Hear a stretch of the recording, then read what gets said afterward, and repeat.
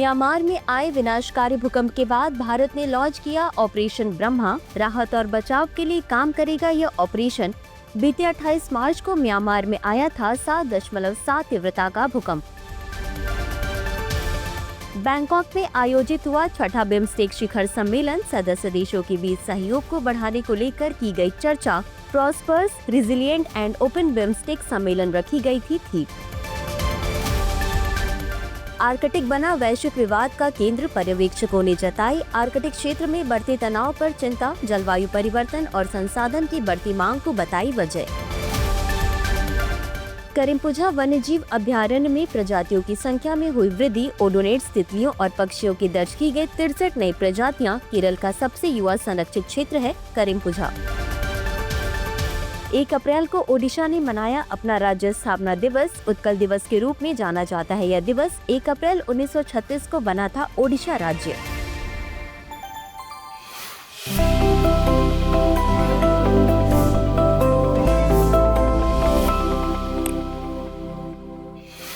हाल ही में म्यांमार में आए विनाशकारी भूकंप के बाद भारत ने ऑपरेशन ब्रह्मा के नाम से राहत और बचाव अभियान शुरू किया है।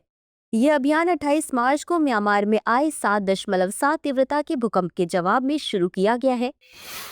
भूकंप का केंद्र म्यांमार के मांडले से लगभग 17 किलोमीटर दूर स्थित है। बता दें कि ऑपरेशन ब्रह्मा का नाम सृष्टि के देवता के नाम पर रखा गया है और इसका मुख्य उद्देश्य म्यांमार में पुनर्निर्माण कार्य करना है। इस मिशन के तहत भारत ने आपदा राहत सामग्री, मानवीय सहायता और खोज एवं बचाव दलों की कई खेपें म्यांमार भेजी हैं। इसके अलावा राष्ट्रीय आपदा प्रतिक्रिया बल ने concrete cutter, drill machine, plasma cutter और अन्य बचाव उपकरणों से लैस 80 सदस्यीय टीम तैनात की है।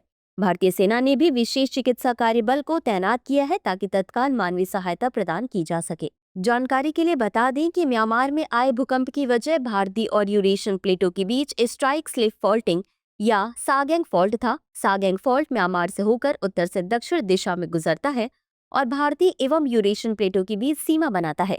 यह विश्व के सबसे लंबे और सक्रिय स्ट्राइक स्लिप फॉल्ट्स में से एक है, जिसकी लंबाई लगभग 1500 किलोमीटर है। हाल ही में बिम्स्टेक के छठे शिखर सम्मेलन का आयोजन थाईलैंड के बैंकॉक में किया गया। यह आयोजन 4 अप्रैल 2025 को prosperous, resilient and open BIMSTEC की थीम के साथ आयोजित किया गया। यह समिट कई मायनों में अहम रहा है। एक तो बिम्स्टेक का 5वां सम्मेलन साल 2022 में कोलंबो में वर्चुअली आयोजित किया गया था। छठी समिट में बिम्स्टेक के सभी सदस्य देशों के बीच सहयोग को बढ़ाने के मुद्दे पर फोकस किया गया। इस समिट के द्वारा बैंकॉक विजन 2030 लॉन्च करने की योजना है, जिसमें भविष्य में सभी सदस्यों के बीच सहयोग की रूपरेखा तय की जाएगी। इस दौरान बिम्स्टेक के चार्टर को और मजबूत बनाने की बात कही गई। वहीं वैश्विक स्तर पर राजनीतिक और आर्थिक परिदृश्य को लेकर चिंता व्यक्त की गई है। ऐसे में बिम्स्टेक एक मजबूत क्षेत्रीय संगठन के तौर पर अपनी भूमिका में इजाफा करने की रणनीति पर जोर दिया। बता दें कि बिम्स्टेक का गठन बैंकॉक घोषणा के साथ 6 जून 1997 को हुआ था।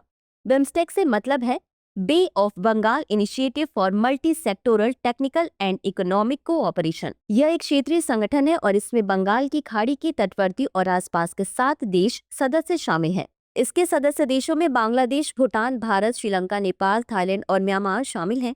इसका सचिवालय बांग्लादेश के ढाका में 2014 में बना है। बिम्स्टेक में शुरुआत में सदस्य देशों में 6 क्षेत्रों में सहयोग था। इन 6 क्षेत्रों में व्यापार, तकनीक, ऊर्जा, परिवहन, पर्यटन और मत्स्य शामिल है। हाल ही में अंतर्राष्ट्रीय पर्यवेक्षकों ने आर्कटिक क्षेत्र में बढ़ते तनाव के बारे में चिंता जताई है, जिसके कारण यह क्षेत्र वैश्विक विवाद का केंद्र बन गया है। इस विवाद की वजह भू राजनीतिक तनाव, जलवायु परिवर्तन और संसाधन की बढ़ती प्रतिस्पर्धा को बताया जा रहा है। वहीं राष्ट्रपति डोनाल्ड ट्रंप ने डेनमार्क से ग्रीनलैंड को हासिल करने में फिर से रुचि दिखाई है। बता दें कि आर्कटिक में विभिन्न द्वीपों और तटीय क्षेत्रों पर 8 देशों का नियंत्रण है। इन देशों में Canada, Denmark, Finland, Iceland, Norway, रूस, स्वीडन और अमेरिका शामिल हैं। ये सभी देश मिलकर आर्कटिक परिषद बनाते हैं, जो एक अंतर्राष्ट्रीय निकाय है। इस निकाय का काम पर्यावरण की रक्षा करना, वैज्ञानिक अनुसंधान और क्षेत्र में स्वदेशी लोगों के हितों की रक्षा करना है।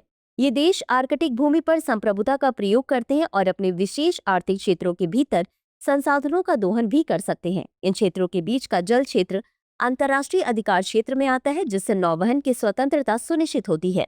जानकारी के लिए बता दें कि ग्रीनलैंड, जो 300 से अधिक वर्षों से डेनमार्क के नियंत्रण में है, यह आइलैंड अमेरिका के पिटफिक सैन्य अड्डे की भी मेजबानी करता है। हाल ही में करिम्पुजा वन्यजीव अभयारण्य जैव विविधता के हॉटस्पॉट के रूप में उभरा है। बता दें कि यह केरल का सबसे युवा संरक्षित क्षेत्र है। इस अभयारण्य में ओडोनेट्स, तितलियों और पक्षियों की 63 नई प्रजातियों की उपस्थिति दर्ज की गई है। इस क्षेत्र में ओडोनेट्स की 41 नई प्रजातियों, तितली की 6 नई प्रजातियों और पक्षी की 16 प्रजातियों का दस्तावेजीकरण किया गया, जो पहले इस क्षेत्र में दर्ज नहीं थी। दर्ज की गई 187 पक्षी प्रजातियों में Eurasian sparrow hawk, white rumped vulture, blue ear kingfisher, broad tailed grassbird, savanna nightjar, Jacobean कोयल और लॉन्ग बिल्ड पिपिट शामिल हैं। गौरतलब है कि इस अभयारण्य के लिए किए गए हालिया सर्वेक्षण में यह जानकारी सामने आई है। यह सर्वेक्षण Society for Tropical Ecology and Research, Nilampur और तिरुवनंतपुरम स्थित त्रावणकोर नेचर हिस्ट्री सोसाइटी के सहयोग से किया गया है। बता दें कि करिम्पुजा वन्यजीव अभयारण्य केरल का 18वां वन्यजीव अभयारण्य और 24वां संरक्षित क्षेत्र है। इस अभयारण्य का नाम करिम्पुजा नदी से लिया गया है, जो चालियार नदी की एक सहायक नदी है। खड़ी पहाड़ियां, गहरी घाटियां, दलदली भूमि, घास के मैदान और पहाड़ियों के साथ शोला वन, 12मासी जल स्रोत और ऊंचाई में भिन्नता इसे विभिन्न वनस्पतियों और जीवों के लिए एक आदर्श निवास स्थान बनाती है। उल्लेखनीय है कि यह क्षेत्र कई स्थानिक और कई लुप्तप्राय प्रजातियों का भी घर है। हाल ही में स्पेस एक्स ने फ्रेम-2 ध्रुवीय कक्षा मिशन के जरिए निजी अंतरिक्ष यात्री दल को पृथ्वी की ध्रुवीय कक्षा में भेजा है।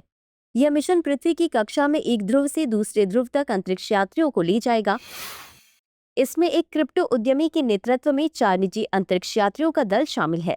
गौरतलब है कि एक ध्रुव से दूसरे ध्रुव तक ले जाने मार्ग एक ऐसा नया प्रक्षेपण है जिस पर पहले किसी मनुष्य ने यात्रा नहीं की है। बता दें कि फ्रेम-2 का नाम नॉर्वे के फ्रेम जहाज से लिया गया है, जिसने 20वीं शताब्दी के अंत में आर्कटिक क्षेत्र का अन्वेषण किया था। यह मिशन एक बहुदिवसीय अंतरिक्ष मिशन होगा। इसमें पुनः प्रयोज्य क्रू ड्रैगन अंतरिक्ष यान और उसका चालक दल ध्रुवीय क्षेत्रों के ऊपर से उड़ान भरते हुए ध्रुवीय कक्षा से पृथ्वी का अन्वेषण करेंगे। क्रू ड्रैगन एक गम ड्रॉप के आकार का अंतरिक्ष यान है, जिसे स्पेसएक्स ने नासा के वित्त पोषण से विकसित किया है। यह ड्रैगन दुनिया का एकमात्र निजी तौर पर निर्मित कैप्सूल है जो नियमित रूप से कक्षा में मिशन उड़ाता है। वही अंतरिक्ष यात्री अपनी यात्रा के दौरान 22 शोध अध्ययन करेंगे, जो अंतरिक्ष में मानव स्वास्थ्य को समझने पर केंद्रित होगा। इन प्रयोगों में मांसपेशियों और कंकाल द्रव्यमान का अध्ययन करने के लिए अंतरिक्ष में पहला एक्सरे लिया जाएगा। साथ ही माइक्रोग्रेविटी में मशरूम उगाने का प्रयोग भी किया जाएगा। हाल ही में 1 अप्रैल को उत्कल दिवस यानी ओडिशा राज्य का स्थापना दिवस मनाया गया। ओडिशा बिहार, झारखंड जैसे राज्यों की तरह बंगाल प्रेसिडेंसी का ही हिस्सा था। इसे 1 अप्रैल 1936 को एक अलग राज्य बनाया गया। इसे ऐतिहासिक तौर पर उत्कल और कलिंग के नाम से जाना जाता था। वहीं ओडिशा की भौगोलिक स्थिति की बात करें तो यह राज्य भारत के पूर्वी तट पर बसा है। यह अपनी सीमा पश्चिम बंगाल, झारखंड, छत्तीसगढ़ और आंध्र प्रदेश से साझा करता है। इसके पूर्व में बंगाल की खाड़ी स्थित है, जिसके चलते ओडिशा की तटरेखा तकरीबन 450 किलोमीटर लंबी है। ओडिशा की प्रमुख नदियों में वैतरणी, ब्राह्मणी, महानदी, सुवर्णरेखा और ऋषिकुल्या शामिल है। महानदी पर बना हीराकुंड बांध, जिसे दुनिया के सबसे लंबे मिट्टी के बांधों में से एक माना जाता है, इंजीनियरिंग का एक अद्भुत नमूना है। ओडिशा में स्थित चिल्का झील एशिया की सबसे बड़ी इनलैंड सॉल्ट वाटर लगून है। यह दया नदी के मुहाने पर स्थित है। चिल्का झील रामसर कन्वेंशन के तहत भारत से दर्ज अंतर्राष्ट्रीय महत्व की पहली आर्द्रभूमि थी। ओडिशा के 72.5% पर हिस्से पर प्री कैम्बियन रॉक्स पाई जाती है। इन रॉक्स में ओडिशा के अधिकांश खनिज पाए जाते हैं, जिसमें बॉक्साइट, आयरन और मैग्नीज, क्रोमाइड और तांबा जैसे मिनरल्स पाए जाते हैं। जानकारी के लिए बता दें कि ओडिशा के पुरी जिले में स्थित कोणार्क सूर्य मंदिर को यूनेस्को के विश्व धरोहर स्थल का दर्जा प्राप्त है। यह कलिंग वास्तुकला का एक बेहतरीन उदाहरण है। हाल ही में वित्त मंत्री सीतारमण ने नीति NCAER पोर्टल लॉन्च किया। बता दें कि यह पोर्टल नीति आयोग और national council of applied economic research ने साथ मिलकर विकसित किया है। इस पोर्टल का मुख्य उद्देश्य डेटा की सुलभता बढ़ाना तथा राज्य स्तर पर भारत के आर्थिक परिदृश्य के बारे में मूल्यवान जानकारी उपलब्ध कराना है। इस पोर्टल पर राज्य वित्त पर शोध रिपोर्ट, विश्लेषणात्मक पत्र और विशेषज्ञ अंतर्दृष्टि भी उपलब्ध है। यह पोर्टल 28 राज्यों की आर्थिक, सामाजिक और राजकोषीय स्थिति का संक्षिप्त अवलोकन भी करेगा। इस पोर्टल में जनसांख्यिकी, अर्थव्यवस्था, वित्त, स्वास्थ्य और शिक्षा से जुड़े व्यापक डेटा का सुव्यवस्थित भंडार शामिल है। इसके माध्यम से प्रमुख आर्थिक संकेतकों के ग्राफ, सारांश तालिकाएं और कच्चे डेटा तक त्वरित पहुंच सुनिश्चित हो सकेगी। उल्लेखनीय है कि NCAER national council of applied economic research का संक्षिप्त रूप है। यह एक गैर लाभकारी आर्थिक नीति अनुसंधान संस्थान है। इसकी स्थापना 1956 में नई दिल्ली में हुई थी। यह संस्थान सार्वजनिक और निजी दोनों क्षेत्रों के लिए नीति विकल्पों की जानकारी प्रदान करने के उद्देश्य से स्थापित किया गया था। यह विभिन्न क्षेत्रों में आर्थिक अनुसंधान और नीति निर्माण में महत्वपूर्ण योगदान देता है, जिससे भारत की आर्थिक नीति और विकास में इसकी महत्वपूर्ण भूमिका स्थापित होती है। इस संस्थान की वर्तमान महानिदेशक डॉक्टर पूनम गुप्ता हैं, जिन्होंने 1 जुलाई 2021 को पदभार ग्रहण किया और NCAER की पहली महिला प्रमुख बनी। हाल ही में केंद्रीय गृह मंत्री अमित शाह ने घोषणा की कि वामपंथी उग्रवाद या नक्सलवाद से सर्वाधिक प्रभावित जिलों की संख्या 12 से घटकर 6 हो गई है। इन 6 जिलों में छत्तीसगढ़ के 4 और झारखंड व महाराष्ट्र के एक जिले शामिल हैं। बता दें कि भारत सरकार ने मार्च 2026 तक नक्सलवाद मुक्त भारत करने का लक्ष्य तय किया है। यह कमी नक्सलवाद से निपटने और प्रभावित क्षेत्रों में विकास को बढ़ावा देने पर मोदी सरकार के निरंतर फोकस को दर्शाती है।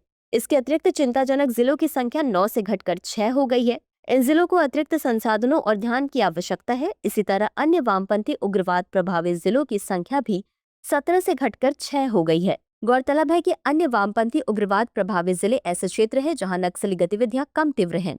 बता दें कि नक्सलवाद शब्द की उत्पत्ति पश्चिम बंगाल के नक्सलवाड़ी गांव से हुई थी। भारतीय कम्युनिस्ट पार्टी के नेता चारू माजुमदार और कानू सान्याल ने 1967 में सत्ता के खिलाफ एक सशस्त्र आंदोलन शुरू किया। माजुमदार चीन के कम्युनिस्ट नेता माओ त्से-तुंग के बड़े प्रशंसक थे। इसी कारण नक्सलवाद को माओवाद भी कहा जाता है। तो आइए इसी के साथ खबरों से जुड़े 5 सवालों पर डालते हैं एक नजर। बिम्स्टेक के छठे शिखर सम्मेलन के संदर्भ में निम्नलिखित कथनों पर विचार करें। 1. यह सम्मेलन कोलंबो में वर्चुअली आयोजित किया गया था। 2. इसकी theme prosperous, resilient and open BIMSTEC की थी। 3. इस सम्मेलन के द्वारा बैंकॉक विजन 2030 लॉन्च किया गया। उपर्युक्त में से कितने कथन सही है या सही है? A केवल 1, B केवल 2, C सभी 3, D इनमें से कोई नहीं। अगला प्रश्न है, करिम्पुझा वन्यजीव अभयारण्य के संदर्भ में निम्नलिखित कथनों पर विचार करें। 1. यह जैव विविधता के हॉटस्पॉट के रूप में उभरा है। 2. यह केरल का 18वां वन्यजीव अभयारण्य है। 3. इस अभयारण्य में ओडोनेट्स, तितलियों और पक्षियों की 63 नई प्रजातियों की उपस्थिति दर्ज की गई है। उपरोक्त में से कितने कथन सही है या सही है? A केवल 1, B केवल 2, C सभी 3, D इनमें से कोई नहीं। अगला प्रश्न है, फ्रैम 2 ध्रुवीय कक्षा मिशन के संदर्भ में निम्नलिखित कथनों पर विचार करें। 1. इस मिशन को SpaceX निजी कंपनी द्वारा लॉन्च किया गया है। 2. यह मिशन पृथ्वी की कक्षा में एक ध्रुव से दूसरे ध्रुव तक अंतरिक्ष यात्रियों को ले जाएगा। 3. यह मिशन एक बहुदिवसीय अंतरिक्ष मिशन होगा। उपर्युक्त में से कितने कथन गलत हैं या गलत हैं? A केवल 1, B केवल 2, C सभी 3, D इनमें से कोई नहीं। अगला प्रश्न है, ऑपरेशन ब्रह्मा के संदर्भ में निम्नलिखित कथनों पर विचार करें। 1. इसे भारत द्वारा म्यांमार में आई भीषण बाढ़ के चलते लॉन्च किया गया। 2. इसका मुख्य उद्देश्य म्यांमार में पुनर्निर्माण कार्य करना है। 3. इसके तहत शासन ने आपदा राहत सामग्री, मानवीय सहायता एवं बचाव दल म्यांमार भेजा है। उपर्युक्त में से कितने कथन गलत है या गलत है? A केवल 1, B केवल 2, C सभी 3, D इनमें से कोई नहीं। अंतिम प्रश्न है, आर्कटिक परिषद के संदर्भ में निम्नलिखित कथनों पर विचार करें। 1. यह एक अंतर्राष्ट्रीय निकाय है। 2. इसकी स्थापना आर्कटिक में विभिन्न द्वीपों और तटीय क्षेत्रों पर नियंत्रण वाले 8 देशों ने की है। 3. इस परिषद में Canada, Denmark, Finland, Iceland, Norway, रूस, स्वीडन और अमेरिका शामिल है। उपर्युक्त में से कितने कथन सही है या सही है? A केवल 1, B केवल 2, C सभी 3, D इनमें से कोई नहीं। चलते चलते डालते हैं कुछ छोटी मगर जरूरी खबरों पर नजर। हाल ही में निधि तिवारी को प्रधानमंत्री नरेंद्र मोदी के नए निजी सचिव के रूप में नियुक्त किया गया है। वह 2014 बैच की भारतीय विदेश सेवा अधिकारी हैं। वह वर्तमान में प्रधानमंत्री कार्यालय में डिप्टी सचिव के रूप में सेवा दे रही हैं। बता दें कि निधि तिवारी को इस पद पर सबसे युवा अधिकारियों में से एक माना जा रहा है। उनकी नियुक्ति उनके विशेषज्ञता और भारतीय सरकार में उनके करियर की वृद्धि को दर्शाती है। खासकर प्रधानमंत्री कार्यालय के विदेशी और सुरक्षा विभाग में राष्ट्रीय सुरक्षा सलाहकार अजीत डोभाल के साथ उनके काम को।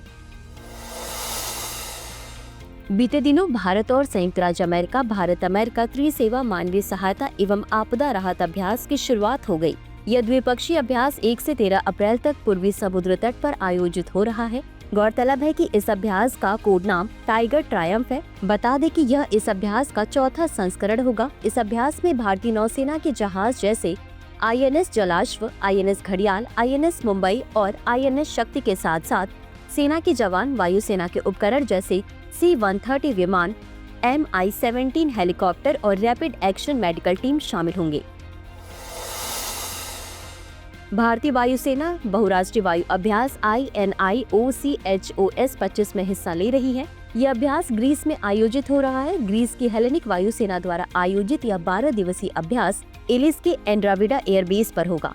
भारतीय वायुसेना के दल में Su-30 MKI लड़ाकू विमान के साथ साथ लड़ाकू क्षमता वाले IL-78 और C-17 विमान भी शामिल हुए हैं।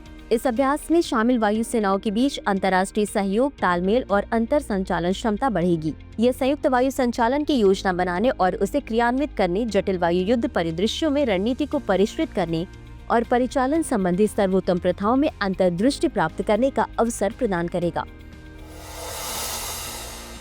हर साल 2 अप्रैल को विश्व ऑटिज्म जागरूकता दिवस मनाया जाता है। संयुक्त राष्ट्र महासभा ने ऑटिज्म से पीड़ित लोगों की आवश्यकता को उजागर करने के लिए 2 अप्रैल को विश्व ऑटिज्म जागरूकता दिवस के रूप में घोषित किया था।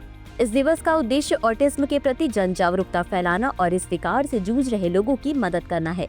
वर्ष 2025 में इस दिवस की थीम है न्यूरो डाइवर्सिटी को आगे बढ़ाना और संयुक्त राष्ट्र सतत विकास लक्ष्य। ऑटिज्म एक न्यूरोलॉजिकल स्थिति या तंत्रिका संबंधी विकार है। यह एक विकासात्मक दिव्यांगता है जो मस्तिष्क में अंतर के कारण होती है। हाल ही में RBI ने पूनम गुप्ता को अपना नया डिप्टी गवर्नर नियुक्त किया है। उन्होंने डिप्टी गवर्नर माइकल पात्रा का स्थान लिया है। गौरतलब है कि उनकी नियुक्ति 7 से 9 अप्रैल 2025 को होने वाली मौद्रिक नीति समिति की बैठक से पहले हुई है। इनका कार्यकाल 3 वर्षों का होगा। वर्तमान में वह national council of applied economic research के महानिदेशक हैं, जो भारत का सबसे बड़ा आर्थिक नीति थिंक टैंक है। इससे पहले वह प्रधानमंत्री की आर्थिक सलाहकार परिषद के सदस्य और 16वें वित्त आयोग की सलाहकार परिषद के संयोजक भी रह चुकी हैं। हाल ही में अमेरिकी राष्ट्रपति डोनाल्ड ट्रंप ने अमेरिका के प्रमुख व्यापारिक साझेदारों के खिलाफ प्रतिस्पर्धात्मक टैरिफ की घोषणा की है। इस कदम का उद्देश्य अमेरिका के व्यापार घाटे को सुधारना और अमेरिकी उद्योगों को मजबूत करना है। बता दें कि अमेरिका का व्यापार घाटा करीब $1.2 ट्रिलियन है, जो घाटा अमेरिका के आयात और निर्यात के बीच के अंतर को दर्शाता है। ट्रंप ने भारत को 26% का टैरिफ दिया है। इसका कारण भारत की संरक्षणवादी नीतियाँ हैं, जिनके तहत कृषि उत्पादों पर उच्च शुल्क और बिना सूचना के कई उत्पादों पर शुल्क वृद्धि की गई है। हर वर्ष 3 अप्रैल को छत्रपति शिवाजी महाराज की पुण्यतिथि मनाई जाती है। बता दें कि छत्रपति शिवाजी महाराज एक महान योद्धा और मराठा साम्राज्य के संस्थापक थे। इनका जन्म 19 फरवरी 1630 को वर्तमान महाराष्ट्र राज्य के पुणे जिले के शिवनेरी किले में हुआ था। इनके पिता शाहजी भोसले बीजापुर सल्तनत के सेनापति थे और इनके अधीन पुणे तथा सूबे की जागीरें थी। इनकी माता जीजाबाई एक धर्मपरायण महिला थी, जिनके धार्मिक गुणों का शिवाजी महाराज पर गहरा प्रभाव पड़ा। मराठा साम्राज्य 17वीं शताब्दी के अंत से 19वीं शताब्दी के मध्य तक भारत में एक प्रमुख शक्ति का केंद्र था और 18वीं शताब्दी में पेशवा बाजीराव प्रथम के शासनकाल में यह अपने चरम पर पहुंचा। प्रिय व्यूअर्स, हमारी टीम कोशिश करती है कि आपको दी गई खबरों में एक भी गलती ना हो, लेकिन यदि किसी सोर्स या ह्यूमन एरर की वजह से ऐसी गलती हो जाती है तो इस वीडियो के कमेंट बॉक्स में उस गलती को सुधार कर पिन कर दिया जाता है। यह आपको कमेंट बॉक्स में सबसे ऊपर दिखाई देता है। डियर व्यूअर्स, अपने एग्जाम की तैयारी को और बेहतर करने के लिए हमारे चैनल को लाइक, शेयर और सब्सक्राइब करना न भूलें।